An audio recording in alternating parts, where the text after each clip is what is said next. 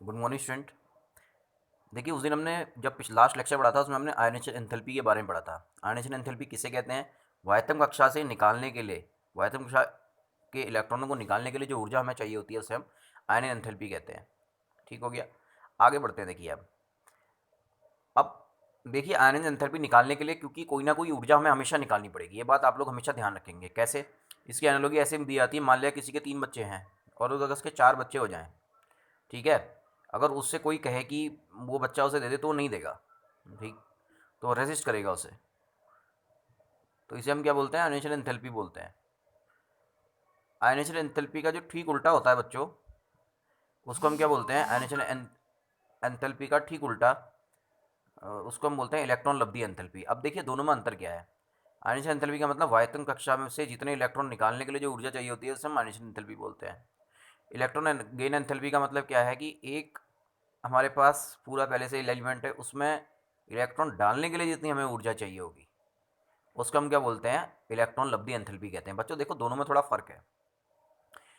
जो ionization enthalpy होती है उसकी वैल्यू हमेशा पॉजिटिव होती है क्योंकि हम लोगों को इलेक्ट्रॉन हटाना है और इलेक्ट्रॉन हटाने के लिए हमें कुछ ना कुछ ऊर्जा हमेशा चाहिए होगी। यहाँ तक कि जो 17 ग्रुप के एलिमेंट होते हैं हेलोजेंस, जो कि इलेक्ट्रॉन देने की बिल्कुल संभावना नहीं रखते, उनकी भी पॉजिटिव होती है। और जो फर्स्ट ग्रुप के होते हैं जो तुरंत इलेक्ट्रॉन त्यागने की संभावना रखते हैं, इनकी भी जो आयनाइजेशन एंथैल्पी है वो भी क्या होती है? पॉजिटिव होती है। ठीक है, तो ये आयनाइजेशन एंथैल्पी और इलेक्ट्रॉन की एंथैल्पी का अंतर है। आयनाइजेशन एंथैल्पी क्या होगी? हमेशा पॉजिटिव होगी। और इलेक्ट्रॉन की एंथैल्पी क्या होती है? वो नेगेटिव भी हो सकती है, पॉजिटिव भी हो सकती है। ध्यान रखिएगा बच्चों, इलेक्ट्रॉन लब्धी एंथैल्पी नेगेटिव कब होगी? जैसे 17वें ग्रुप का एलिमेंट है, 17वें ग्रुप के एलिमेंट में इलेक्ट्रॉन की एंथैल्पी नेगेटिव भी हो सकती है। नेगेटिव होने का मतलब क्या है कि वो अपनी ऊर्जा से भी इलेक्ट्रॉन लेने की संभावना रखते हैं, देनी पड़े, वो अपनी ऊर्जा से इलेक्ट्रॉन लेने की संभावना रख सकते हैं। लेकिन जो आयनेशन एंथैल्पी होती है हमेशा पॉजिटिव होती है, उसमें हमेशा देनी पड़ेगी। ये तो बात आप ध्यान रखेंगे। जनरल ट्रेंड क्या है? जनरल उस विचलन ऐसे है कि जब ऊपर से नीचे जाते हैं ना, आयनेशन एंथैल्पी डिक्रीज करती है, कम होती है। ये क्या होती है? बढ़ती रहती है।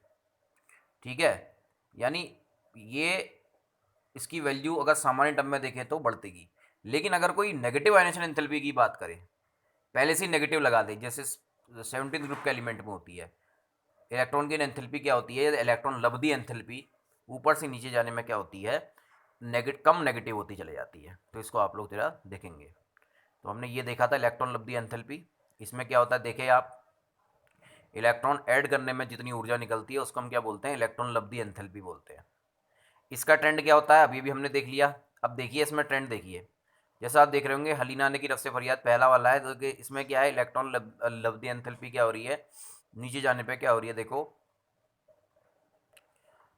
वो क्या होती देखो, अगर आप नेगेटिव देखें तो कम होती चली जा रही है, वैसे देखें तो अगर हम ये भी कहते हैं बढ़ रही है, भाई एक ही बात है। ऑक्सीजन की देखें, नेगेटिव होते चले जा रही है, ठीक है, और कम नेगेटिव होती जा रही है। वैसे ही यहाँ पे क्या है, और जितने ग्रुप में उधर को जाओगे आप उतना क्या होता है। लेकिन वहाँ लिखा भी है बहुत में, दर्शाए गए एंथैल्पी को ऋणात्मक मान को नेगेटिव इलेक्ट्रॉन एफिनिटी से लिया जाता है।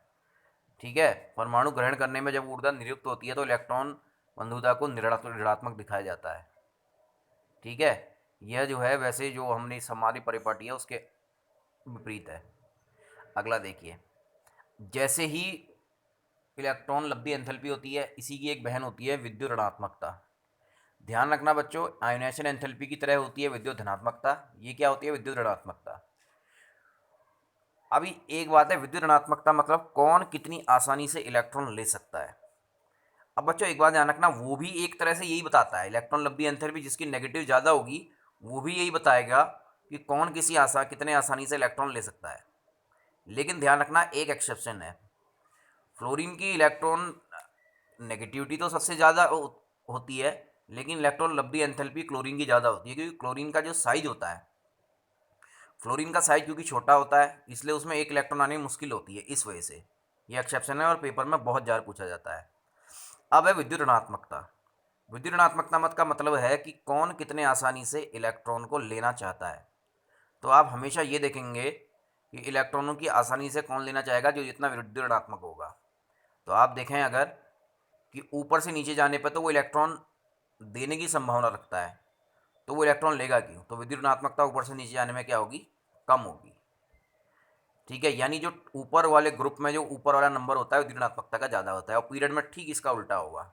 जैसे आप पीरियड में बाएं से दाएं जाएंगे तो विद्युत ऋणात्मकता क्या होगी? बढ़ती चली जाएगी। ठीक है, ये देखो इन्होंने इसका बहुत सुंदर सा ग्राफ बना रखा है। अब एक ही में इन्होंने सब बना रखा है। देखिए विद्युत ऋणात्मकता विद्युत ऋणात्मकता ऊपर बढ़ती है, और देखिए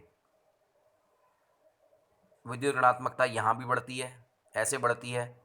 परमाणु त्रिज्या ऊपर से नीचे आने में बढ़ती है, ऐसे जाने में क्या होगी? कम होगी। तो ये ग्राफ आप लोग स्टडी कर लीजिएगा एक बार। ठीक है, इसके बाद है रासायनिक गुणधर्म में अवत्य प्रवृत्ति। रासायनिक गुणधर्म में प्रवृत्ति कैसी है? जैसे संयोजकता। अब देखिए, अब संयोजकता का मतलब क्या है कि संयोजकता का मतलब होता है combining capacity of element. Valency कहते हैं कंबाइनिंग कैपेसिटी, कौन कितने आसानी से दूसरे से कंबाइन कर लेता है, वो उसको संयोजकता कहलाता है। एक ग्रुप की पूरी संयोजकता क्या होगी? हमेशा सेम होगी। लेकिन ध्यान रखना, पीरियड में संयोजकता हमेशा बदलती रहती है। ये बात आप लोग क्या करेंगे? ध्यान रखेंगे, है नहीं? तो जैसे इन्होंने दिया है, संयोजकता क्या होती है? समूह एक है, संयोजक इलेक्ट्रॉन की संख्या एक है, संयोजकता कितनी है? दो है। शुरू में तो ये ट्रेंड सही चल रहा है, लेकिन 15 में आके देखो संयोजकता कितनी होती है? 3 और 5। 16 में आके 2 और 6। किसी भी परिस्थिति में मेन ग्रुप एलिमेंट या किसी भी एलिमेंट की संयोजकता जितने वायतन कक्षा के इलेक्ट्रॉन है उससे ज़्यादा नहीं हो सकती। उस वो है ग्रुप नंबर से ज़्यादा नहीं हो सकती।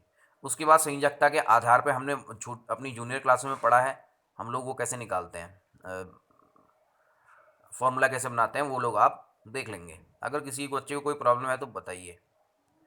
अब एक सहसंयोजकता का मान देखो क्या होता है। अब संयोजकता को बड़ी क्लासों में एक नए टर्म से लिखा जाता है, इसे कहते हैं ऑक्सीकरण अवस्था। ठीक है, ऑक्सीकरण अवस्था निकालते हैं हम लोग।